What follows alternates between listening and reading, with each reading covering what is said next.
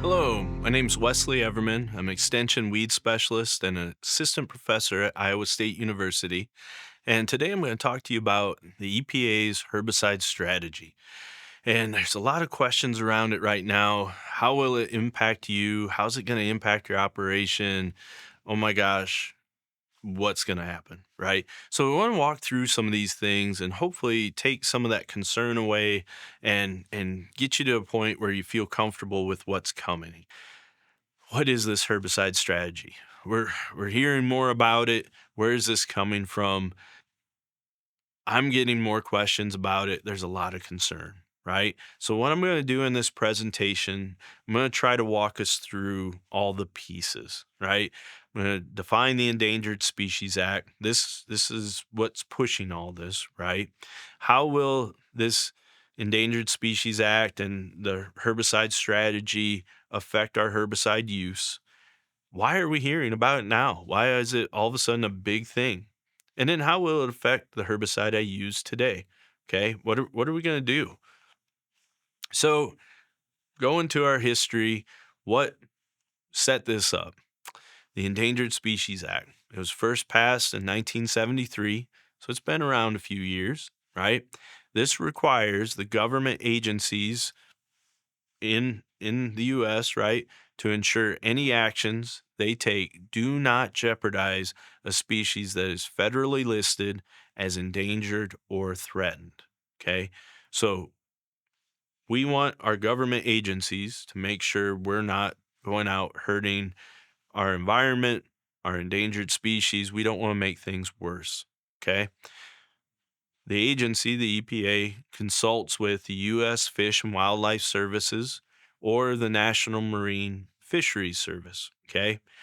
Collectively, we call these the services. We'll see this on some other slides. The EPA is this federal agency that regulates herbicide use through the Office of Pesticide Programs. Okay. You're going to see a lot of acronyms. I'm not going to try to keep up with them all. They're super confusing. I think they like it that way. But just take this as an overview. We're going to worry about EPA, ESA. I'm going to talk about PULAs. But when we talk about these, the EPA is the agency regulating the use. Okay. And since herbicides can affect plants and animals or their habitats, pesticide regulations are considered actions, right? So our pesticide use is an action that can affect our plants or animals.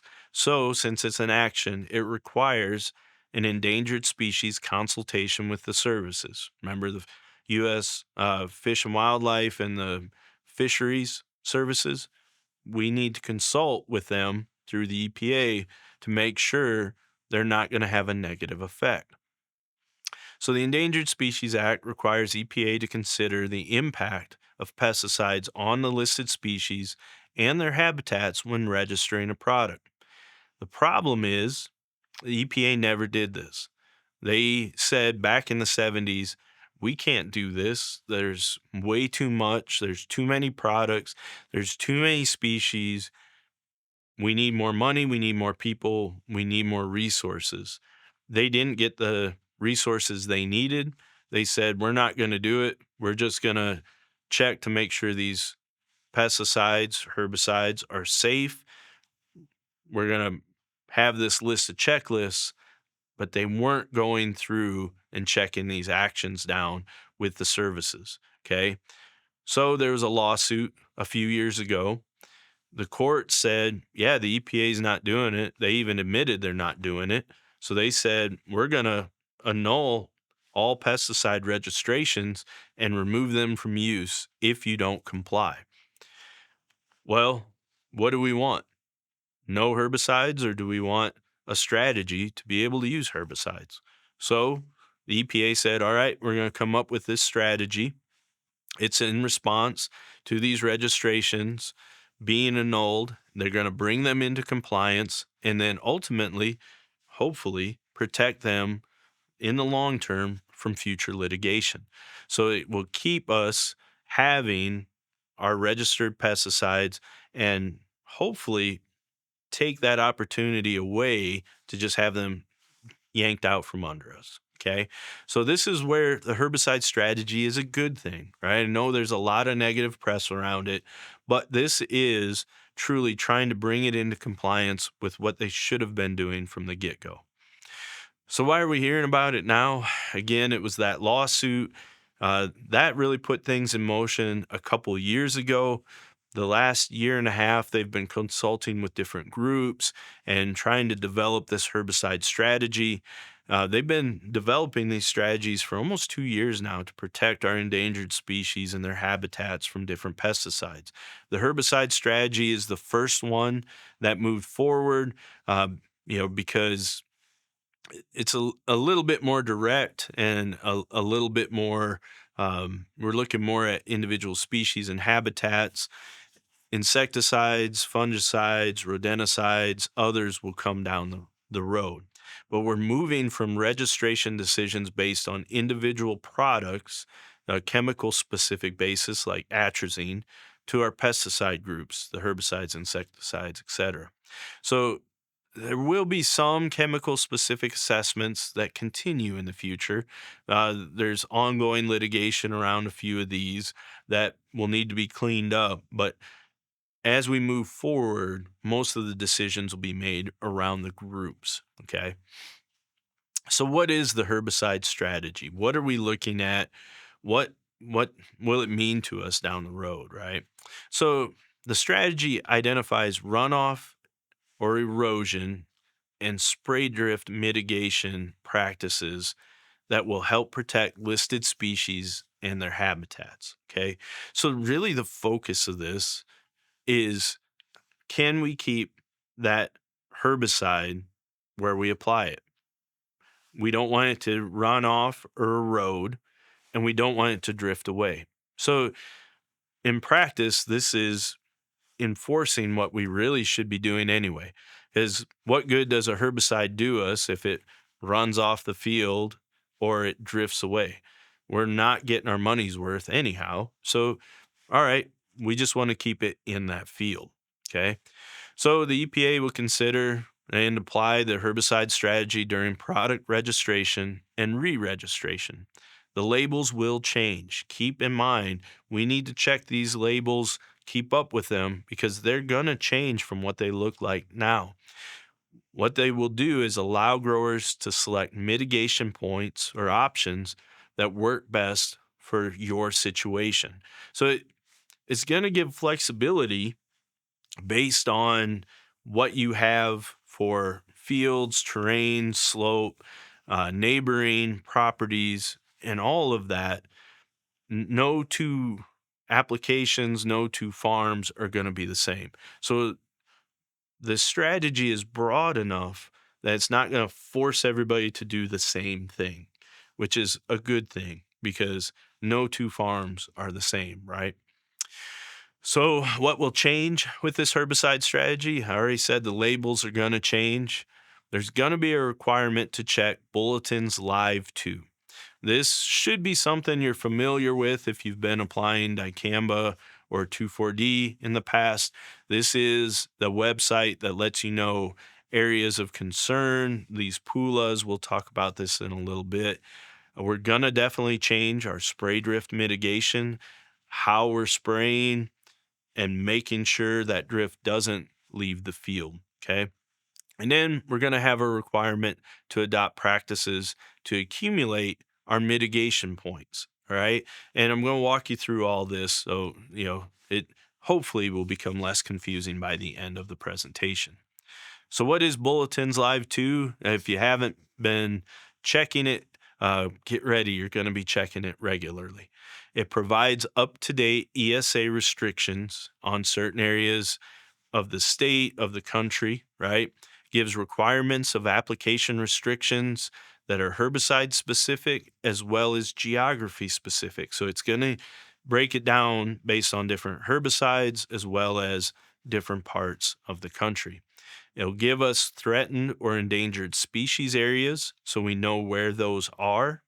And then we'll also see these PULAs, okay? Pesticide use limitation areas. So these are areas of greater concern where we need to put in more practices or we have more limitation on our pesticide use because of critical habitat need. Okay. So just keep this in mind. These are all in Bulletins Live too. Okay. We want to get comfortable with it. Go check it out. So here's the website. Take a screenshot, take out your phone, take a picture, pause this, take a picture. If you Google it, it'll come up too. If you do Bulletins Live too, it pops up right away. So take time to get comfortable with this website, looking at it, clicking on the different things, because this is going to be something we use quite regularly going forward. So here's just a snapshot of Iowa. You can see the Pula areas are in this reddish color. You can see most of eastern, southeastern Iowa are covered by a Pula, and then a little bit of the northern tier counties in the north central and northwest part of the state. These are areas where we have a little bit more concern. You can go in and see what that, critical species are. We can see where we have areas of limited pesticide use, right? So this is pesticide use limitation areas or PULAs. So how will this affect the pesticides I use, right? So we're going to be required to check a couple different EPA websites, the Bulletins Live 2 to look at the PULAs, like I already mentioned, and then also a site that has the EPA mitigation menu. This is where we determine where we get our mitigation points. So we want to get comfortable with both of those. We're going to look at them regularly. But what they're ultimately going to do is give us measures to reduce our spray drift, reduce the chance of off target movement of our herbicides we apply, and then also give us measures to reduce our runoff and erosion. We don't want that herbicide moving off the field through the air or with water. Okay. There are other measures to reduce pesticide exposure to listed species that are also on these sites as well. So let's use an example. There's currently one new product out there that's been through the whole thing with the herbicide strategy. This is the new L-glufosinate product from BASF. It still needs to go through a couple things, but for the most part, we know what this is going to look like, and we can see and use this as an example to walk through what we're going to have to do with most of our products. So let's say we've got a grower named Ed, and if you've done the pesticide training, I took these slides straight from there. It's a great example that the IPM group here, the pesticide group here at Iowa State, has done already, um, really showing how these are going to affect us, right? So in this example, a grower named Ed, he's going to spray this L-glufosinate, and he's going to apply it to his enlist soybeans to control Palmer amaranth. So what product use restrictions and mitigation measures must he follow to protect endangered and threatened species and their designated critical habitats? So the first thing is going to be to consult with Bulletins Live 2. You're going to get sick of hearing this, but Bulletins Live 2 is a critical site to really understand how we're going to use these herbicides and where we need to be concerned, right? So this gives us our endangered and threatened species protection requirements. And this is even coming straight from the label. A lot of this wording is right there on the label anyway. So like I said, the labels are changing, and they're going to give us a little bit of a roadmap and a lot of direction where to go to look at things, right? So you can see highlighted in yellow, to obtain the bulletins, go to Bulletins Live 2 at the EPA.gov site to see what are our requirements here, right? We also want to determine any geographical use limitations through these PULAs. So we're going to look under mandatory runoff mitigation. Applicators must access and search Bulletins Live 2, right, within 6 months of the application to determine whether the application site falls within a PULA that has a bulletin in Bulletins Live 2. Okay. If you are located inside a PULA, you have to follow the instructions in that bulletin. So when you go to the website, if you farm in a county or if your farm lands within that red area, it's going to give you what those bulletins are, and it's going to give you specific directions on making pesticide applications and where your restrictions are and what you're allowed to do. Okay. So we'll take Ed's farm here. Let's assume he farms in Boone County. You can go to that, zoom in to your farm scale, and you can see if there's any PULAs in that space. Okay. Now, in this case, we don't see any. On the whole map, there's two PULAs that are filtered out for this herbicide, and they're in whole other states. They're not even in Iowa. We don't have a concern. So you can actually print this out. And I would encourage you to do this, right? So you have to do this within, you know, a maximum of 6 months before the application. So you can do this in the springtime as you're planning what you're going to spray. Again, as a weed scientist, and I worry about resistance management and planning, I think we need to do better pre planning and be proactive in our herbicide program. What we're going to come up with this time of year, not just wait until the weeds show up. I think this is a good thing. We start looking at what we might spray on our fields. We check it out, see if there's any restrictions, print this out, do the printable bulletin in the top right. And this will give you your tracking, whether you're in a PULA. It gives you the information where you need to be concerned, right? And you document it so you have that in case there's any questions down the road. Also, in this bulletin, right? So if this was printed out, you click that button, this is what would pop up.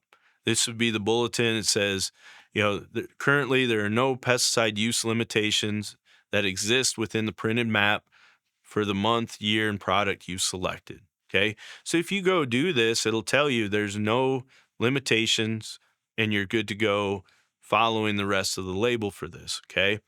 Now, you want to do this for each of your application areas, each of your farms, make sure you're good to go. And again, if there's anything that falls within a PULA, it'll give you information right there in that summary as well. So the next thing you do is determine if there are any runoff mitigation concerns and anything we have to do there. Okay. So again, this is right from the label, section 11, mandatory runoff mitigation. Well, first couple things: do not apply when soils are saturated or above field capacity. Don't apply during rain. Okay. We wouldn't do that with glufosinate anyway. But you must achieve a minimum of 3 points for the crop uses listed on this label unless otherwise stipulated below. Okay. So we've already done the part that's not highlighted, right? We went to Bulletins Live 2, we checked out, we're not in a PULA, so we don't have to follow anything there, but we still have to achieve our 3 points, okay? So since this application site is located outside of a PULA, runoff erosion mitigation is required for this product unless certain field or application parameters are present at the time of application. Okay, I'm going to go through this list in more detail later, but there's things like subsurface or tile drains with a controlled outlet. We probably don't have any fields with perimeter berms or irrigation tailwater return systems, stuff like that. We might be doing spot treatment. If it's a spot treatment, you don't have to follow these mitigation practices. But if you're treating the whole field, if you're doing a broadcast application and you don't have these exceptions, we have to have those 3 points and we have to make sure we access EPA's mitigation menu website. It's listed here. Again, you can Google EPA mitigation menu and it'll pop up. It'll give you a full list of field or application parameters to evaluate whether your field is subject to runoff or erosion mitigation. Okay. Again, this section continued. If the application does not meet the specified field application parameters, that 3-point minimum is needed for the crop uses listed on this label. Okay. So we need to make sure we're checking one, do we have exceptions? If not, we have to meet those 3 points. Okay. And then we can look through the mitigation relief measures on that mitigation menu website to get what we can do. Okay. So here's mandatory runoff mitigation examples. Okay. So, if we have a location of very low or medium runoff vulnerability county, the field slope, we need to look at soil, if it's soil incorporation, conservation tillage, vegetative strips. You can see all the different examples we can look at, right? Um, so these are all things that we can do to reduce runoff. Okay. As we go through this list to achieve mitigation points for the application, the mitigation and mitigation relief measures must be employed in accordance with the instructions and descriptions on EPA's mitigation menu website. Okay, so we got to go to that website. We've got to check out what's on there and then make sure we're in accordance with them. They have to be in place during the application. Okay, so we can't put in some of these relief items after we spray, right? We have to have them in place when we make the application, unless they're specifically explained that it's okay later. And the EPA may periodically update that website. So, for example, it might add new mitigation measures, other things we can do, or it might update a description for mitigation measures, hopefully making it more clear or maybe even expanding it into, uh, you know, it, including something else, right? Not really sure. This is still all new, or I'm learning with everybody else as we go along, but trying to explain what we know now, right?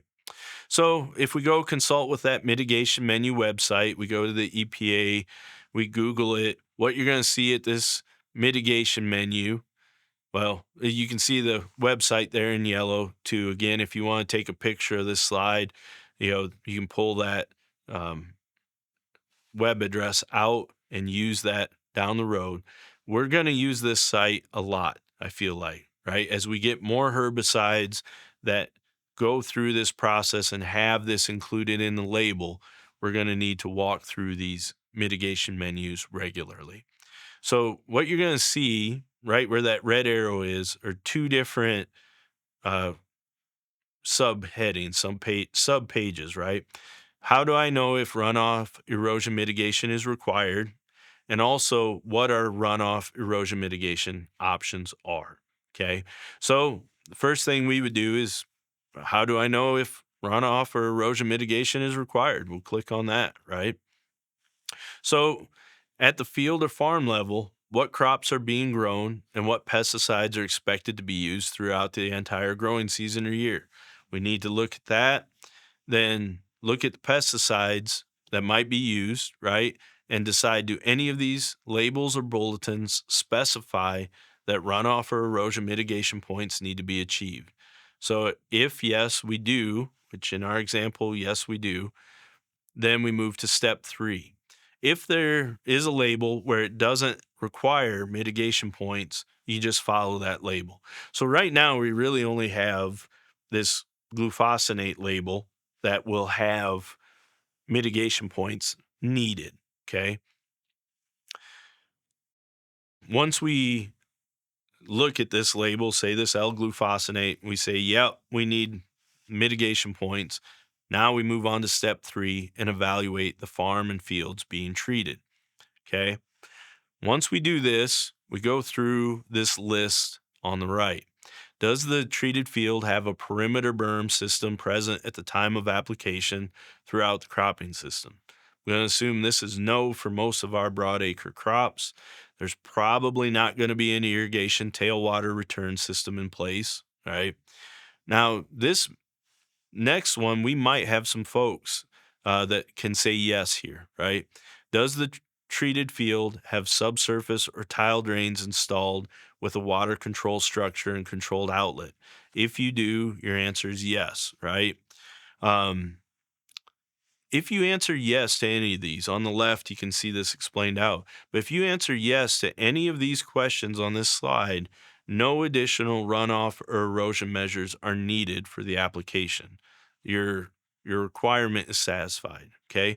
So if you do have subsurface or tile drains with a water control structure and controlled outlet, you can use this product. Okay. You don't have to do anything else. All right. You're going to keep that herbicide in place. The other options here is the application occurring as a soil injection, tree injection, via chemigation, applied subsurface, as a spot treatment. Okay. So if you're just using this product to go spray out some of these escapes later in the season, maybe, right? If it's a spot treatment, less than 1,000 square feet being treated, again, you don't need additional runoff erosion measures needed for this application. Is the treated field less than 1/10 of an acre? And are the areas within 1,000 feet down gradient from the treated field comprised entirely of managed areas, fields, roads, buildings, etc.? This last one, if you are farming and down gradient from you, right, down slope, 1,000 foot, if it's another farm field, right, that is managed, it might, even if it has a few buildings, if the road is included, if there's no sensitive areas in there and it's just another managed area, again, you're answering yes, and no additional measures are needed for that application. Okay.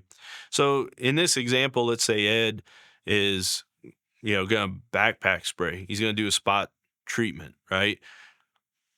If less than 1/10 of an acre is treated, or that spot treatment less than 1,000 square feet, applications to small areas and spot treatments are typically using a small volume of pesticide applied with, you know, targeted spray equipment, right? A backpack sprayer, handheld sprayer, small equipment. But under some conditions, larger smart technology application equipment can be used.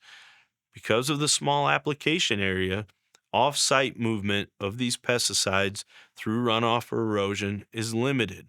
So runoff erosion mitigation is not required if the application is to an area of no more than 1/10 of an acre or a spot treatment less than 1,000 square feet in the field. Okay. So we don't have to worry about these extra mitigation measures if it's just on a small area. So if the answer is no to all these questions, we saw earlier, right? If you couldn't say yes to any of those, runoff erosion mitigation applies for the application. So you need to determine which product being used through the crop cycle and year is the most restrictive. So as we have more herbicides go through the herbicide strategy re-registration process, we're going to have each herbicide is going to have a different number of mitigation points required. This L-glufosinate has 3. We might have some that have 5 or 6. I don't know what the top number will be, but what you need to do is look and see, okay, which herbicide has the highest number of mitigation points. As long as you satisfy that, everything that has fewer points will be okay. Okay. Hopefully that makes sense. You're just making sure you get the points for the one that has the highest number. So visit that mitigation menu, determine what measures are available for you to choose from, and then fulfill the strictest requirements. Okay. Make sure you get those 6 points for that herbicide, right? So what are our options, right? That's the next bullet that we can click on that mitigation menu page. And there's a whole list, there's a couple tables worth of mitigation relief options and the points that they're worth. Okay. So if we look at where the red arrow is, right? This shows that there are county-based mitigation relief maps. So it gives you county by county either a list or a map that shows you what points you get if you're farming in those counties. So if it's really flat ground, there's no real chance of runoff, you get 6 points for farming in that area. Very low chance of runoff. As we change from low to medium to high, the points drop, right? So as you have more chance of having runoff, you don't get mitigation points for farming flat ground. The more hills, the more roll, the more opportunity for runoff we see goes 3-2 to none. In Iowa, we're going to be either a 2 or a 0, depending on what county you're in. And we'll look at that in a minute. Field slope, if you're less than 3% natural slope, you can get points there. If you're farming on sandy soils, you can get a couple points there. Um, if you do mitigation tracking, right? If you just do this where we go through and we look and we say, oh, hey, I get points for this, I get points for that, and you document it, you get 1 point for just going through this process and actually doing what we're supposed to. So, as we look at this, Ed's farming in Boone County. Okay. So he gets 2 points. And you can see, as we look around the state, there's going to be some situations. I know folks are farming multiple counties. You might be farming part of your acres in a county like Boone County where you get 2 points for those fields, but also crossing into Dallas where there's 0 points. Okay. So you're going to have to make up those 2 points somewhere else. Uh, That's where I say on a field by field basis, we've got to look at what points we need to get. Okay. But again, you get those 2 points for farm in Boone County. Let's say he has subsurface tile drains. Even without a controlled drain structure, you get 1 point there, right? So if you go install some tile drainage, subsurface drainage in that field,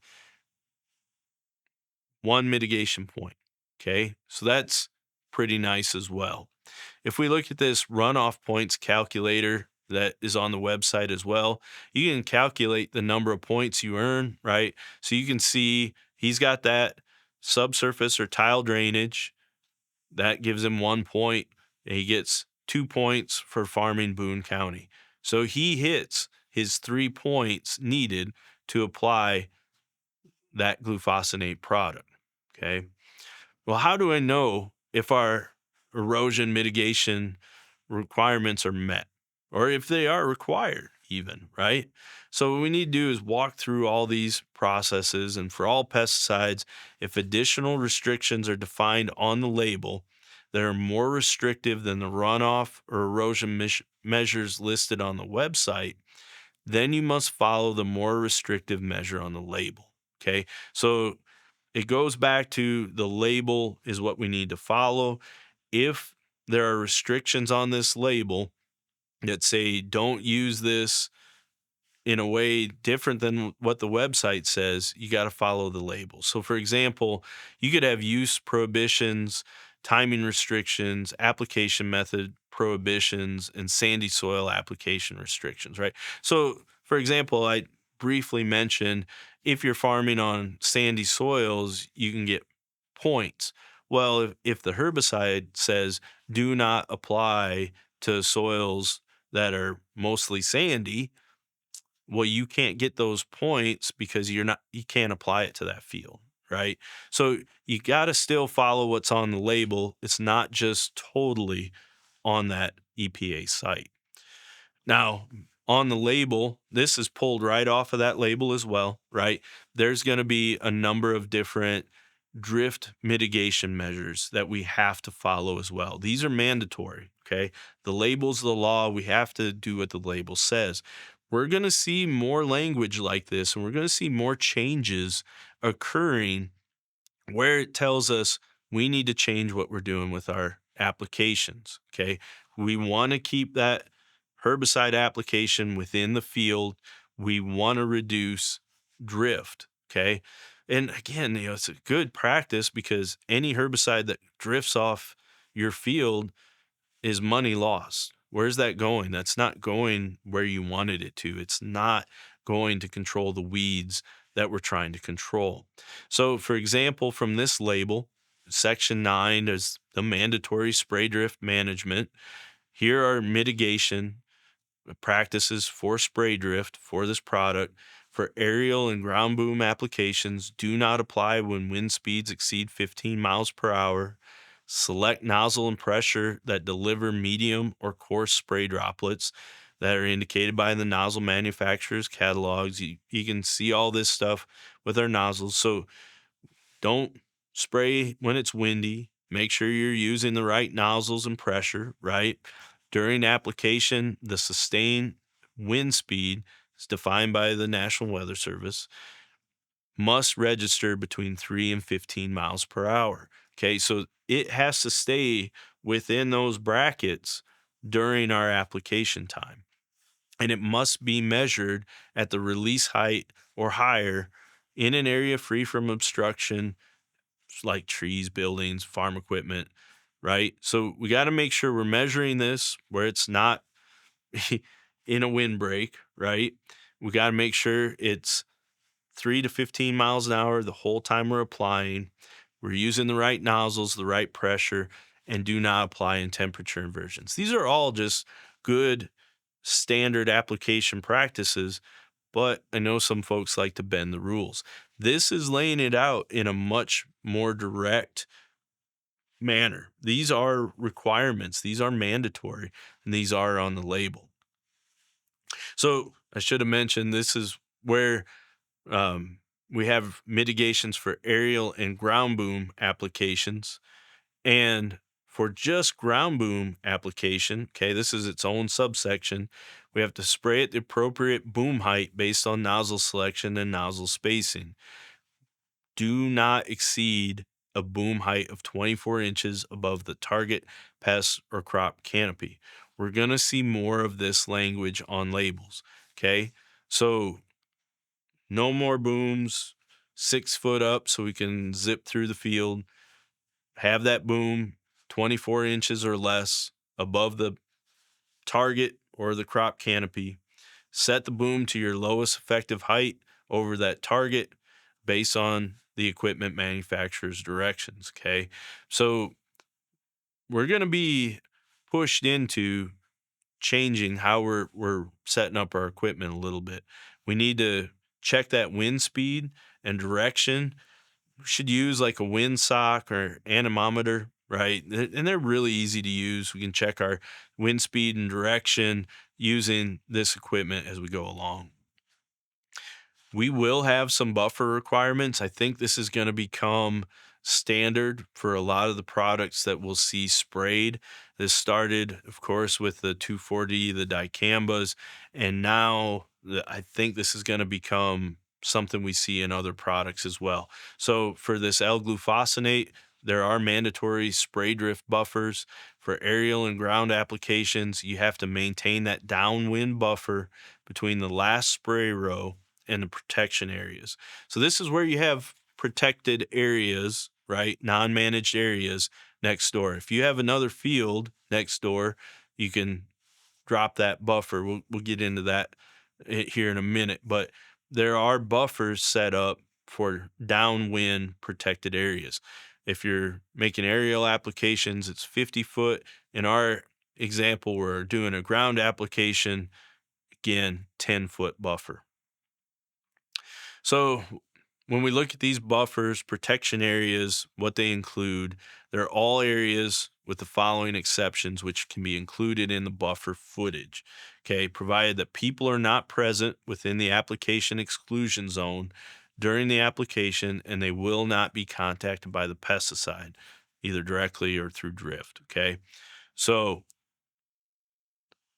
agricultural fields, including untreated portions of the treated field, these are all exceptions, okay? So if downwind, we have agricultural fields, including untreated portions of the treated field, roads, whether they're paved or gravel, mowed grassy areas adjacent to the field, bare ground from recent plowing or grading that are contiguous with the treated area right next door.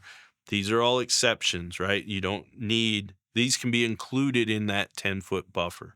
Buildings and their perimeters, silos, other man made structures, areas maintained as a mitigation measure for runoff, erosion, or drift control. This would be like filter strips, field borders, hedgerows, CRP areas, and there's others identified by the EPA in the mitigation menu. If you have managed wetlands, including constructed wetlands on the farm, they're exceptions and can be included in that buffer, or you don't need to buffer from them. And then on farm contained irrigation water resources not connected to adjacent water bodies.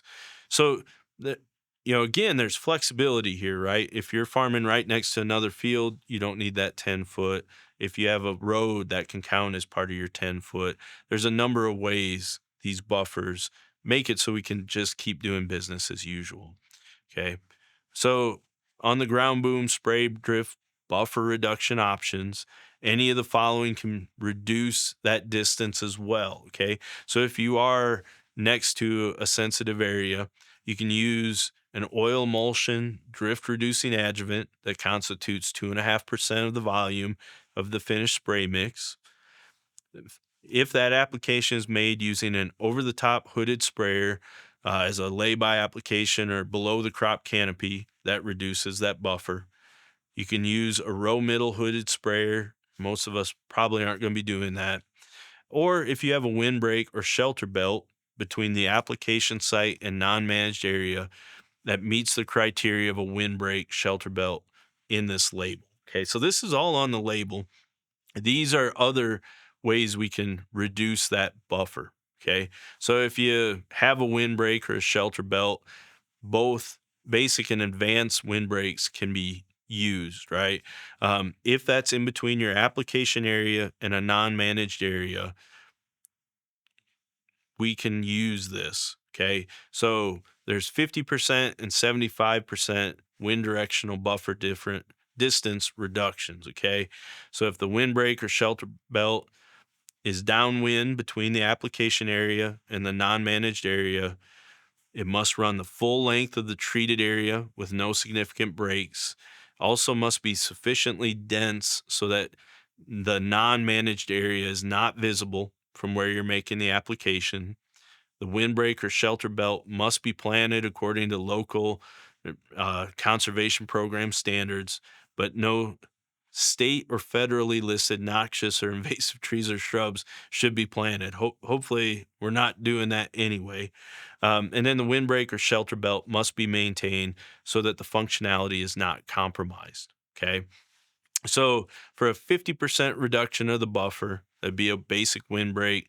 The height of the trees in the windbreak must be the same height or above the release height of the application. So if we're making a spray application roughly, let's say 4 foot up, we got a 2 foot crop and weeds, and we got our 24-foot boom height, that windbreak has to be at least that high or taller. Okay. It must have a minimum of one row of trees or shrubs or a 4 foot wide strip of non woody vegetation and a semi-permeable man-made structure, curtain, or netting that is raised prior to application can be used instead of a windbreak. So if you had a however long piece of non-permeable curtain, you could raise that in between the areas. I doubt that's likely to happen.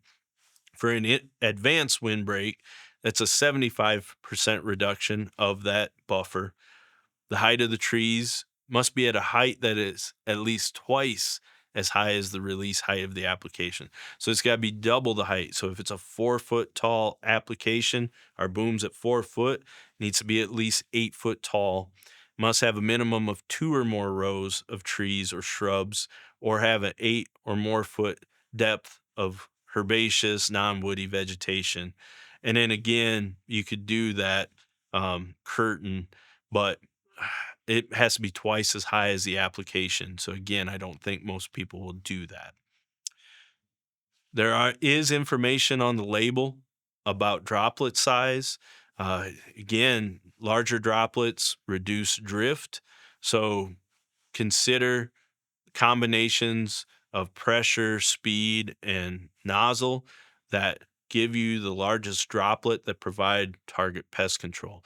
Not all herbicides do well with large droplets, so keep that in mind.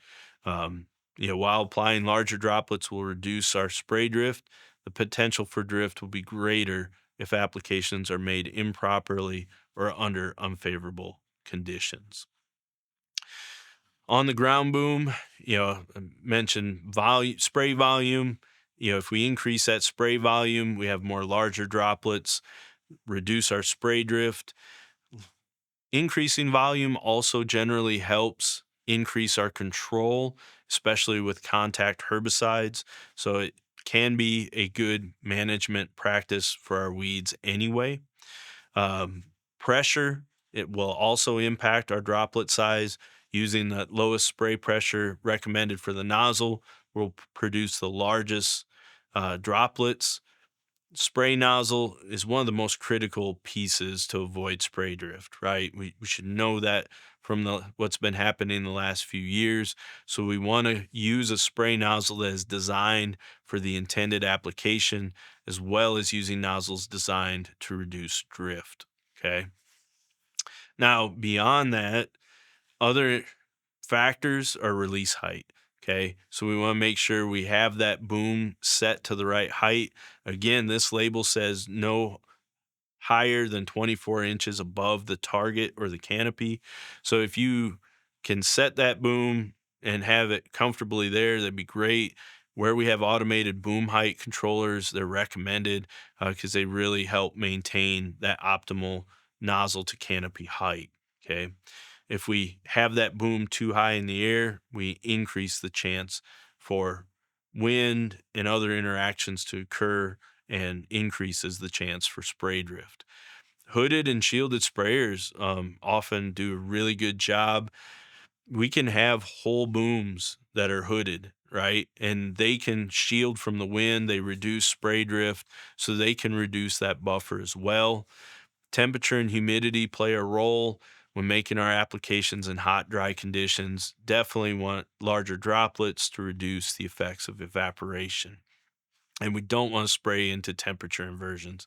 We should know that by now as well. That this, pretty well documented. This can cause issues for us.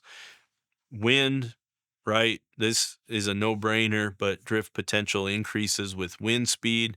So we really got to watch these winds, the local wind patterns. I really do recommend having like a wind sock on the sprayer or an anemometer where we check that wind regularly. Make sure we know where it's coming from, how strong is that wind, what's the speed. Make sure we're making applications within that 3 to 15 mile an hour window. And again, there's a whole list on this label on how to measure it, when to measure it, making sure we do it correctly and the best methods. So what are we going to do now? Okay? We're going to start reading that label each time we buy a herbicide. We're going to think about how we're going to apply it. We're going to think about the land we currently farm, right? Talk about what we're going to do with our landowners on land we rent, right? This is a big departure from business as usual. Okay. So if we need some of these mitigation points, we might have to talk with our landowner about are they willing to help invest in, some of these mitigation measures. Okay. And then follow news about the ESA. These things are going to be continually changing. It's going to be a lot more dynamic, I think, in the future. So these labels will be continually updated. There will be new uh, herbicide re-registrations that come on the market. We need to watch what changes are there and what we need to change in our practices. There will be a number of them coming in the next year or two. And when I say think about the land you currently farm, do we have any conservation practices in place? We need to check bulletins live too to see, are there any pulas? What's the field slope, the soil type? Do we have runoff potential, right? And then what is the distance to critical habitats down down gradient? Okay. Do we have critical habitat nearby that we have to account for to put these mitigation measures in place? When I say talk to the landowners, we have a lot of rented ground in the state, and we need to make sure we're talking with our landowners to make sure we have these mitigation points, measures in place so that we can continue farming practically as we go forward. Again, follow news about the ESA, EPA, these things. We have some ongoing changes. We've got some things that'll be coming along. There might be some stuff that's clarified. There might be things added to the mitigation menus. We'll do our best to put this information out for you and keep you updated as we go along. But you want to keep an eye on this. Hopefully, we'll be able to keep up with it in a good manner. And hopefully, this is, y- you know, shed a little light on this. It's not as scary. Hopefully, after this, this is all doable, right? As long as we don't have to accumulate a lot of points, we can accumulate three, four, five, maybe even six fairly easily in most of our situations. And in many situations, we're not going to need that many points, right? So, anyway, if you have questions about this, make sure you contact your local extension folks. They can pass it up the ladder, but there's a lot of good knowledge with our field agronomists. Um, we're aware of what's going on with this. My contact info is listed on the screen. You can get in touch with me as well, and we can try to work through this with you. So, um, let's keep an eye on are the changes and see what we can tackle going forward.